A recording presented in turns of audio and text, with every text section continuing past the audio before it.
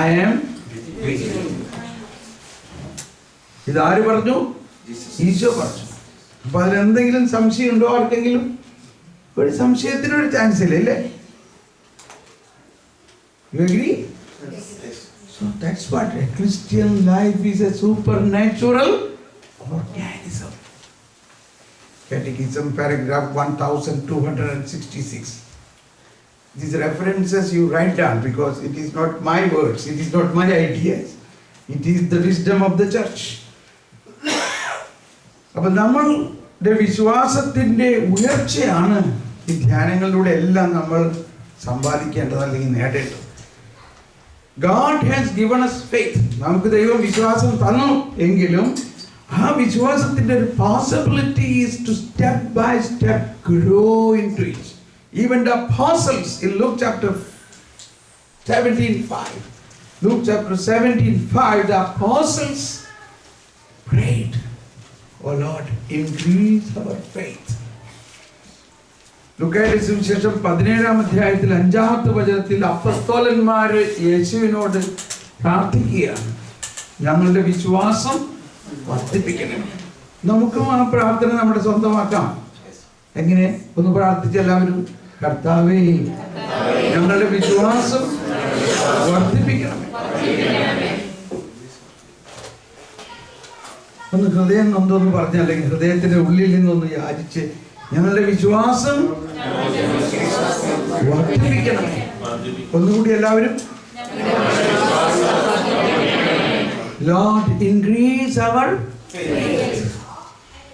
അപ്പോൾ ഉടനെ ഈശോ എന്ത് പറഞ്ഞെന്നറിയാമോ? If you have faith as much as of a mustard seed, you ask this mulberry tree to be uprooted and be rooted in the sea, it will be done to you. Is it natural? The mulberry tree to be uprooted and planted in the sea. Is it natural? No. So that means it is a supernatural effect. അതൊരു പ്രകൃത്യാതീതമായ ഒരു പ്രവർത്തനമാണ്.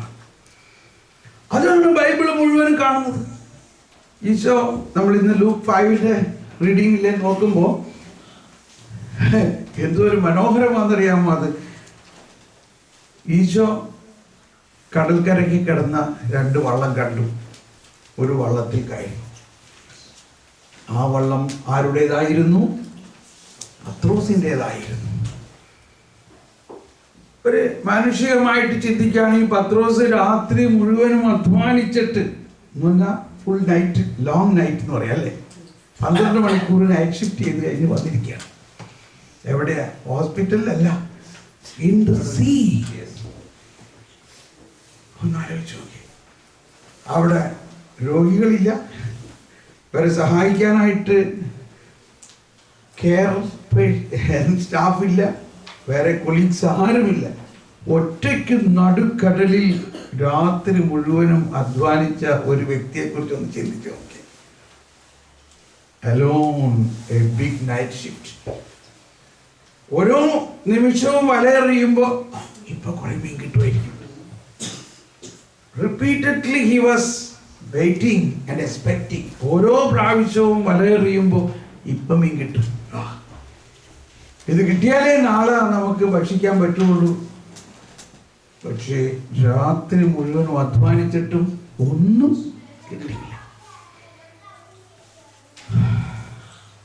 അങ്ങനെയുള്ള അവസ്ഥയിൽ വള്ളത്തിൽ ഇരിക്കുമ്പോഴാണ് ഈശോ ആ വള്ളത്തിൽ വന്ന് കയറിയിട്ട് പറയാണ്, ഒരല്പം അങ്ങ് നീക്കിയിട്ട് എനിക്ക് നിന്റെ വള്ളത്തിൽ നിന്നൊന്ന് പ്രസംഗിക്കണം. പത്രോസിന് പറയായിരുന്നു, അതെ കർത്താവേ, ഞാൻ രാത്രി മുഴുവനും അധ്വാനിച്ചു വന്നിരിക്കുകയാണ്, വേറെ വള്ളത്തിൽ വല്ലതും കയറിക്കൂടെ, എൻ്റെ വള്ളം തന്നെയുള്ളൂ. പക്ഷെ പത്രോസ് അത് പറഞ്ഞില്ല.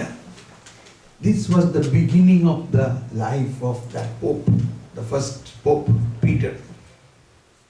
പത്രോസ് ആ സമയത്ത് കർത്താവെ വിട്ടുകൊടുത്തു തന്നെ.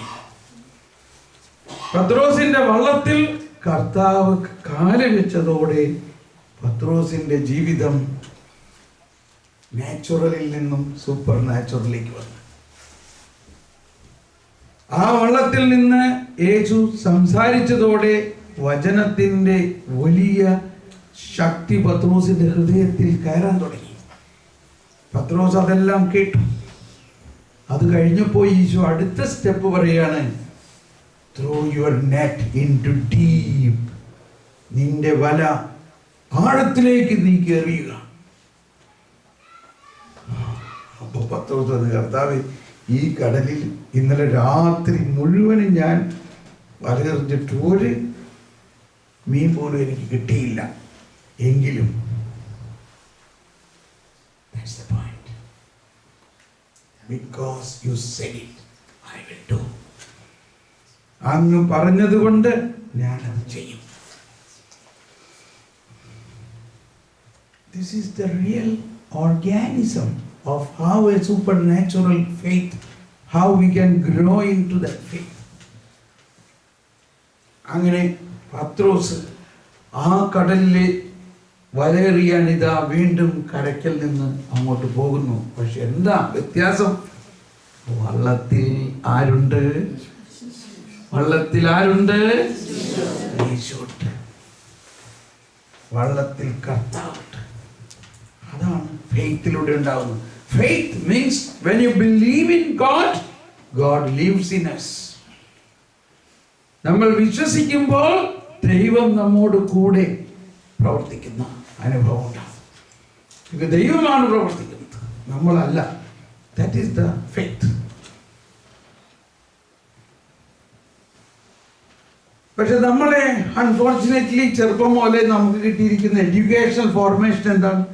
U have to be independent, you have to be self oriented, you must win over, you must be competent. ഇതാണ് വലിയൊരു ഡൈക്കോട്ടമി. നമ്മളെല്ലാവരെയും പഠിപ്പിച്ചിരിക്കുന്നത് സെൽഫ് കറേജായിട്ടും നമ്മൾ സ്വന്തം ശക്തി കൊണ്ട് കാര്യങ്ങൾ നടത്തണമെന്നുള്ള ഒരു ഫോർമേഷന്റെ മധ്യത്തിലാണ് നമ്മൾ നിൽക്കുന്നത്.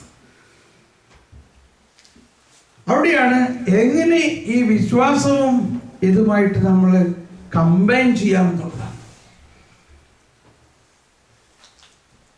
പത്രോസ് ഇതാ വല വീണ്ടും എറിയുന്നു. അത്ഭുതം എന്ന് പറയട്ടെ, വലിയ മീൻപിടുത്തം, a big catch. That is the power of God. അതിന്റെ അവസാനത്തിൽ പത്രോസ് പറയാണ്, കർത്താവേ, ഞാൻ പാപിയാണ്, എന്നെ വിട്ടുപോകണം. ഇതാണ് ഫെയ്ത്തിന്റെ അടുത്തൊരു വേർഷൻ. കർത്താവ് അറിയാം അവൻ എന്തോരം പാപിയാണെന്ന്, പത്രോസിനും അറിയാം അവൻ എന്തോരം പാപിയാണെന്ന്. പക്ഷേ കർത്താവ് അവനെ വിട്ടോ? വിട്ടില്ല. അപ്പൊ നമ്മളുടെ പാപം രക്താംബരം പോലെ ചുമന്നതാണെങ്കിലും ദൈവം നമ്മളെ വിടില്ല. അതാണ് വിശ്വാസത്തിന്റെ ശബ്ദം. ഓ, ഞാനാകെ പാപിയാ, എന്നെ കൊണ്ടൊന്നും ചെയ്യാൻ കൊള്ളില്ല. That is not a language of faith. നമ്മൾ എത്ര വലിയ പാപിയായാലും, പിന്നെ ലൂക്ക് 5 എന്താണ് ആ കുഷ്ഠരോഗിയിൽ നിന്ന് മനസ്സിലാക്കേണ്ടത്? കുഷ്ഠം, leprosy, കുഷ്ഠം means leprosy. Leprosy even today is terrible disease. ഒരു ലെപ്പറെ ഇന്നും നമ്മൾ ആരും തൊടുവോ?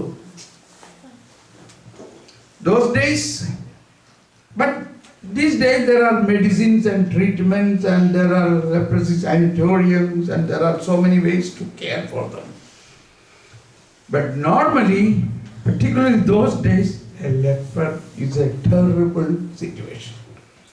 First thing, it is incurable. They cannot ever think about healing of a leprosy.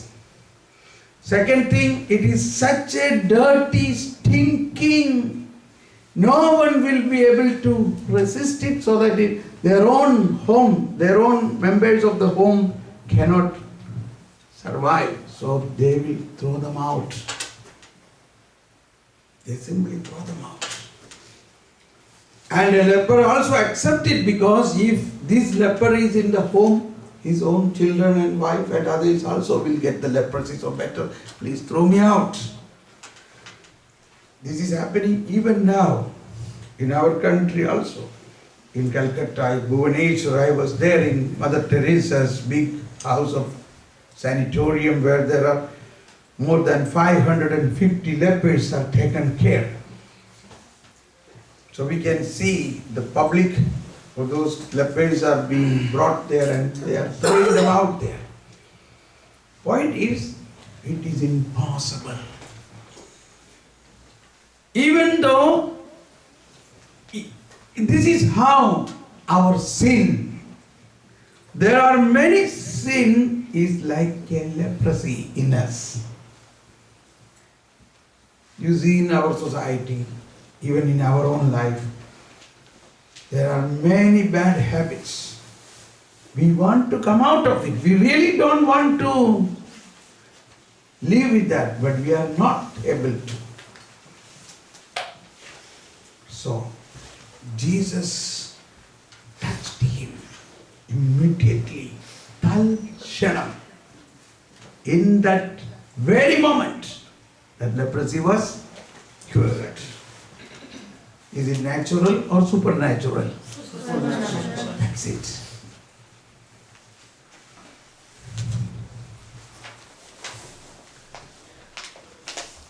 So, one aspect of our faith is, even if we are sinners, God loves us. That is the next incident.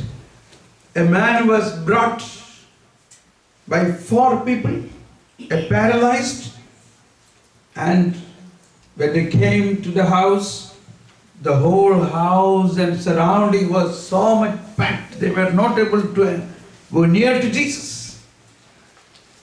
അവർ ആ വീടിൻ്റെ അകത്ത് പ്രവേശിക്കാൻ സാധിക്കാത്ത തരത്തിൽ ജനം കൂടിയിരുന്നു.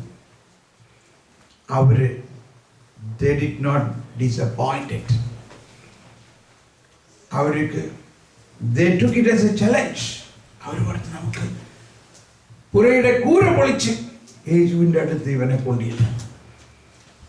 That was a real faith, because they believed if we reach him to Jesus, he will do it. Faith. The Bible says he saw the faith of these people and he said to the paralytic. Now can somebody say what he said to the paralytic? ആരെങ്കിലും പറയാമോ പാരലറ്റിക്കിനോട് ഈശോ എന്താ പറഞ്ഞത്?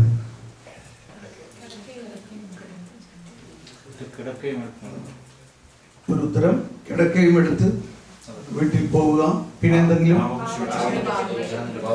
നിന്റെ പാപം ക്ഷമിച്ചിരിക്കുന്നു. പിന്നെ എന്തെങ്കിലും? What is that Jesus said to the paralytic?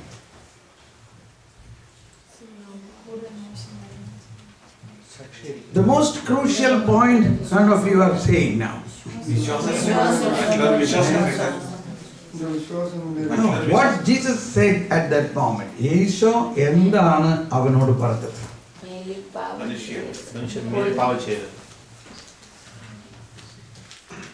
That's the point.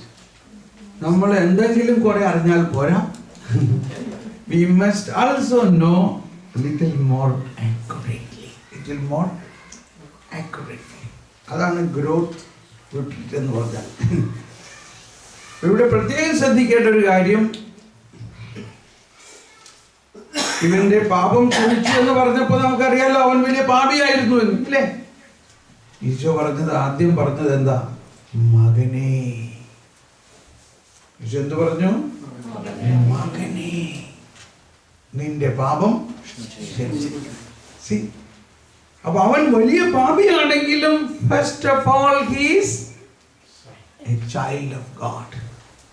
മകനേ. I think this is the real point we have to all assimilate. നമ്മൾ ഹൃദയത്തിൽ ആഴമായി പതിക്കേണ്ട ഒരു കാര്യം ഇതാണ്. നമ്മൾ എത്ര വലിയ പാപിയായാലും നമ്മൾ ആദ്യം ആരാ? നമ്മൾ ദൈവത്തിൻ്റെ മക്കളാണ്. മകനേ. നമുക്കിപ്പോഴും വിശ്വസിക്കാൻ പറ്റില്ല. അതൊന്ന് വായിച്ചു നോക്കില്ലേ? ചിലർ വീട്ടിൽ പോയിട്ട് ബൈബിൾ ഒന്ന് നോക്കണം, അങ്ങനെ തന്നെയാണോ എഴുതിയേക്കുന്നത്? വേണ്ട, ഇപ്പോൾ തന്നെ നോക്കാം നമുക്ക്. അങ്ങനെ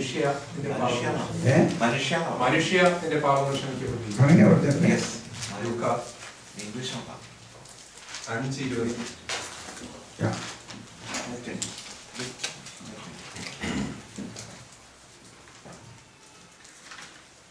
ലൂക്ക 5:20. നമുക്കിവിടെ ഇതിന്റെ പാരൽ നോക്കാം. ഞാൻ മാർക്കിൽ വെച്ചിട്ടാണ് അത് എൻ്റെ മനസ്സിൽ ഇരിക്കുന്നത്. മാർക്ക് ചാപ്റ്റർ 2:5 നോക്കിയേ.